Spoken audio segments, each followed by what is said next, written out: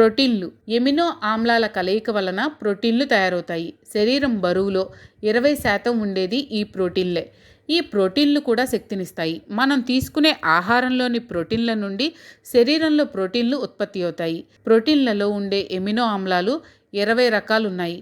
వివిధ నిష్పత్తులలో వీటి కలయిక వలన రకరకాల ప్రోటీన్లు తయారవుతున్నాయి. మనం లెక్క కట్టలేనన్ని ప్రోటీన్లు తయారవుతాయి. చెట్లు తమకు కావలసిన ప్రోటీన్లను నత్రజని ఉన్న పదార్థాల నుండి, కార్బోహైడ్రేట్ల నుండి తయారు చేసుకుంటాయి. మానవుని శరీరం స్వతహాగా తనంతట తాను ఎమినో ఆమ్లాలను తయారు చేసుకుంటుంది. ఇటువంటి ఎమినో ఆమ్లాలు ఆహారంలో లభించకపోయినా పర్లేదు. అందువలన వీటిని అనావశ్యక ఎమినో ఆమ్లాలు అంటారు. మానవ శరీరం తయారు చేయలేని ఎమినో ఆమ్లాలు ఆహారం ద్వారా తయారవుతాయి. వీటిని ఆవశ్యక ఎమినో ఆమ్లాలు అంటారు. ఐసోల్యూషన్, ల్యూసిన్, లైసిన్, మెథియోనిన్, ఫీనైల్ ఎలనిన్, ట్రిప్టోఫేన్, థ్రియోనిన్, వేలిన్లను ఆవశ్యక ఎమినో ఆమ్లాలు అంటారు. ఆర్జినిన్, హిస్టిడిన్ అనేవి శిశువులలో మాత్రమే ఆవశ్యక ఆమ్లాలు. శిశువులు పెరిగి పెద్దయ్యాక ఎమినో ఆమ్లాలను శరీరమే తయారు చేసుకుంటుంది. శరీరంలో అనేక కణజాలాలున్నాయి. వీటి నిర్మాణానికి ప్రోటీన్లు అత్యవసరం. ధాతువుల నిర్మాణానికి ఈ ప్రోటీన్లు అవసరం. ఒక్క ప్రోటీను కొన్ని రకాల ఎమినో ఆమ్లాల కలయికతో తయారవుతుంది. ఒక్కో కణజాలము చాలా ప్రోటీన్లతో తయారవుతుంది. ఎముకలలో జెలటిన్ అనే ప్రోటీన్ ఉంటుంది. ఇందులో గంధకం ఉండదు. వెంట్రుకలలోనూ చర్మంపై పొలుసులుగా రాలే పొట్టులోనూ ఉండే కెరటిన్ అనే ప్రోటీన్లో గంధకం ఉంటుంది. అన్ని వయసుల వారిలోనూ అసంఖ్యాక కణజాలాలు నశిస్తూ పునర్నిర్మించబడుతూ ఉంటాయి. ప్రోటీన్లు అన్ని వయసుల వారికి కావలసిందే. ప్రోటీన్లను ఎక్కువగా తీసుకుంటే అవి ఒక స్థాయి వరకు ఉపయోగపడిన తర్వాత అధికంగా ఉన్నవి మూత్రంలో విసర్జించబడతాయి.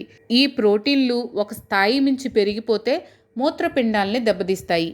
మాంసాహారంలో మెథియోనిన్ ఎక్కువగా ఉంటే హృద్రోగాలకు కారణమయ్యే కొలెస్ట్రాల్ రక్తంలో పెరిగిపోతుంది. దుంపలు ప్రధాన ఆహారంగా తీసుకునే వారిలో ఈ ప్రోటీన్ల లోపం వలన క్వాషివాక అనే జబ్బు వస్తుంది. చర్మం మీద పుండ్లు, రక్తహీనత, కాలేయంలో క్రొవ్వు పేరుకుని పెద్దదైపోవడం, నీరు చేరడం ఈ జబ్బు లక్షణాలు. మనం తీసుకునే ఆహారంలో మొత్తం ఖర్చయ్యే క్యాలరీలలో 8 నుండి 10% వరకు ప్రోటీన్లు ఉండాలి. మాంసాహారం నుండి మంచి ప్రోటీన్లు లభిస్తాయి. అయితే ఈ మాంసాహారం అందరికీ అందుబాటులో ఉండదు. 1 కిలోగ్రాం మాంసాహారం కావాలంటే జంతువుకు 9 నుండి 10 కిలోగ్రాముల శాకాహారం మేపాల్సి ఉంటుంది. 1 పౌను కూరగాయలు పండించడానికి అవసరమైన నీటి కంటే 25% ఎక్కువ నీరు జంతువుకు ఇవ్వాల్సి ఉంటుంది. కాబట్టి ప్రోటీన్ల కోసం శాకాహారంపై ఆధారపడడం శ్రేయస్కరం. ప్రోటీన్లే రోగాల్ని నిరోధించే యాంటీబాడీలు. ప్రోటీన్లు తక్కువైతే రోగ నిరోధక శక్తి తగ్గిపోతుంది. కార్బోహైడ్రేట్లు తగు మోతాదులో శక్తిని సరఫరా చేయకపోతే శరీరం శక్తిని ప్రోటీన్ల నుండి ఉత్పత్తి చేసుకుంటుంది. అందువలన ధాతు కణజాలాల నిర్మాణానికి ఉపయోగపడే విలువైన ప్రోటీన్లు వృధాగా ఖర్చయిపోతాయి. ప్రోటీన్లనన్నింటినీ శరీరం శోషించుకోలేదు. రకరకాల ఆహార పదార్థాల గురించి, వాటి పోషక విలువల గురించి నేను చేస్తున్న ఈ వీడియోస్ కనుక ఇన్ఫర్మేటివ్గా ఉంటే మీకు నచ్చితే లైక్ చేసి మీ వాళ్ళందరికీ షేర్ చేయండి. ఇకపైన ఈ ఆహార పదార్థాల గురించి, వాటి పోషక విలువల గురించి మరెన్నో వీడియోస్ వస్తూనే ఉంటాయి. కాబట్టి అప్డేట్స్ కోసం సబ్స్క్రైబ్ చేయండి. Thank you so much for watching this channel.